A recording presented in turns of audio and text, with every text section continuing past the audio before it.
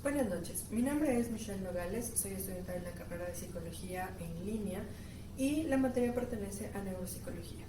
El tema a tratar son los lóbulos cerebrales. En este sentido podemos observar nuestra pequeña exposición. Los lóbulos cerebrales son zonas anatómicas que componen a cada hemisferio cerebral y que se encargan de controlar y coordinar a la mayoría de las funciones motoras, sensitivas, cognitivas del ser humano. Es así que podemos observar que el cerebro está compuesto por 4 lóbulos: lóbulo frontal, lóbulo parietal, lóbulo temporal y lóbulo occipital. Para poder identificarlos en el cerebro, les hemos colocado números. En el lóbulo frontal, en el número 1, podemos encontrarlo en esta área, el lóbulo parietal en esta área, el lóbulo temporal con el número 3 en esta área y el lóbulo occipital con el número 4 en esta área. Es así que el lóbulo parietal se localiza en la parte superior y central de la cabeza y el lóbulo frontal se ubica más anterior a la región llamada la frente, por aquí.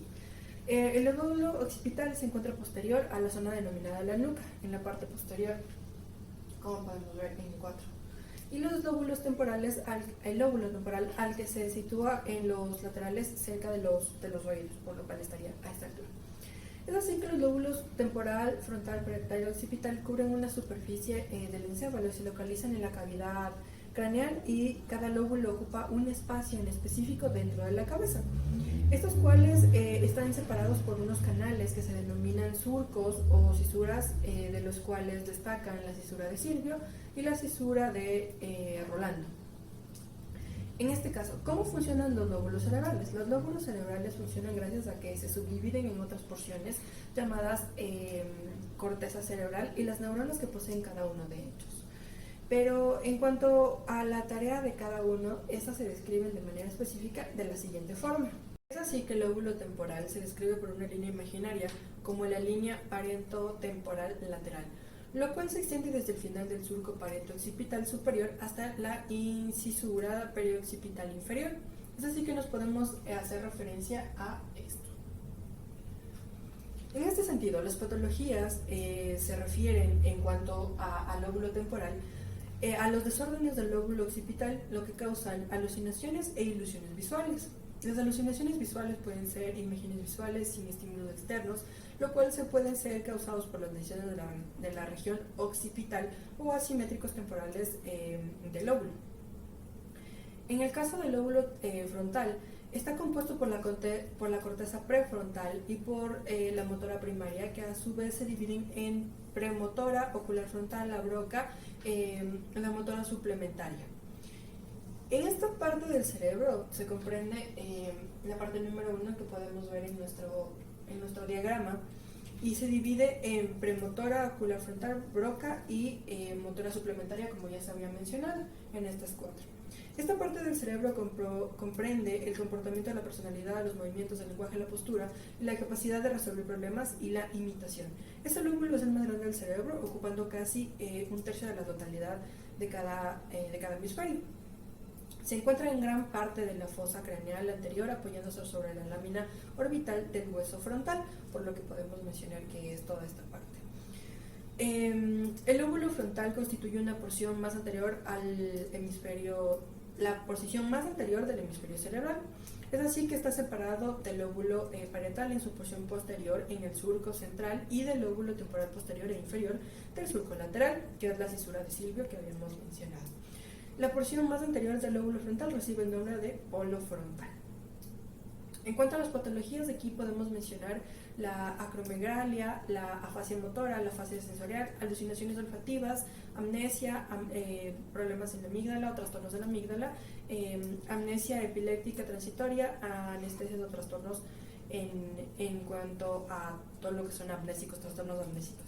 Cada uno de los lóbulos de la corteza cerebral presenta repartos anatómicos característicos que tienen sus propias funciones significativas en el organismo.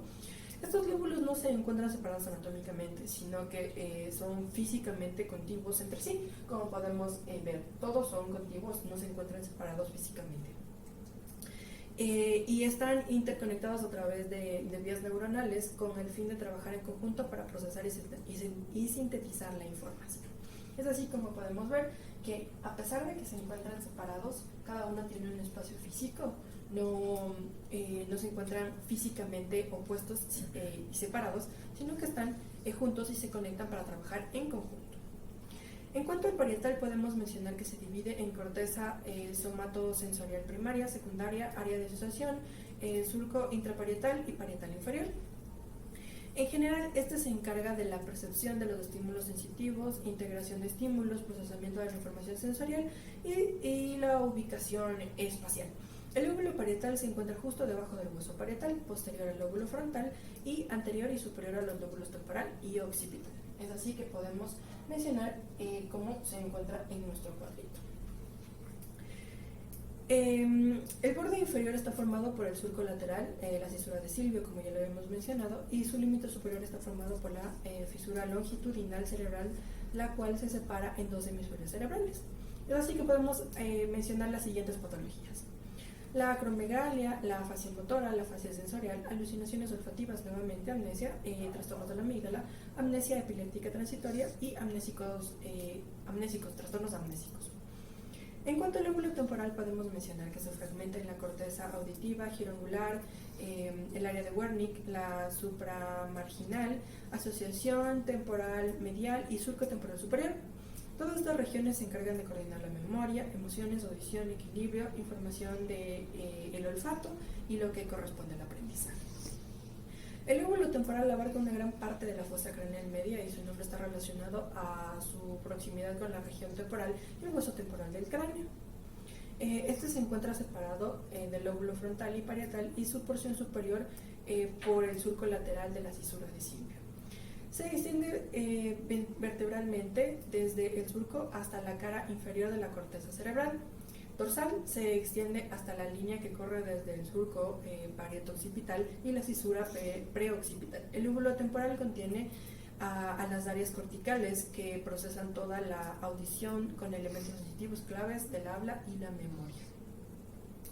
Es así que en este caso podemos hablar de patologías haciendo referencia a las lesiones unilaterales del lóbulo temporal dominante. Va a originar afasia de Wernicke o trastornos de la memoria, especialmente en cuanto a materia verbal.